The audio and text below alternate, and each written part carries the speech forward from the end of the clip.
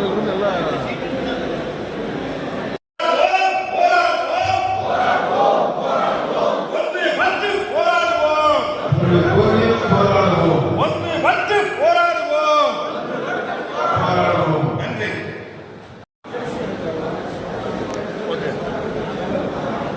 ஈரோடு மாவட்டத்தில் 1050 டாஸ்மாக் ஊழியர்கள், கடை ஊழியர்கள், தமிழ்நாடு முழுவதும் டாஸ்மாகில் பணியாற்றுகிற தொழிற்சங்கங்கள் அறிவித்திருக்கிற வேலைநிறுத்த போராட்டத்தை இந்த மாவட்டத்தில் நடத்துவதற்காக திட்டமிடுகிற ஆயத்த மாநாட்டை இன்றைக்கு நடத்தி இருக்கிறோம்.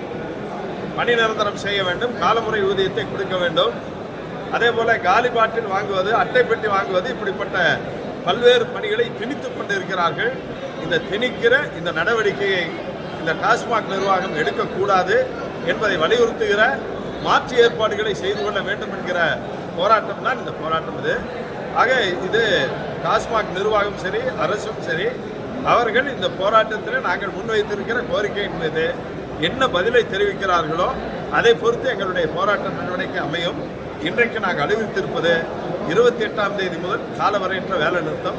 ஈரோடு மாவட்டத்தில் 100% வெற்றிகரமாக இந்த வேலை நிறுத்த போராட்டத்தை நடத்தும். தமிழ்நாடு முழுக்க இது நடக்குதுங்க? தமிழ்நாடு பூரா மாநிலம் பூரா நடக்கிற போராட்டம். இதுக்கு முன்னாடி நீங்கள் போராட்டம் பண்ணீங்க, அதோட பலன் என்ன? பலன் சின்ன சின்ன பலன் கிடைக்குது. ஆனால் டாஸ்மாக் ஊழியர்களை இந்த மக்களிடமிருந்து எதிரிகளாக பண்ணுகிற முயற்சி தான் இந்த அரசும் நிர்வாகம் செய்து கொண்டிருக்கிறது.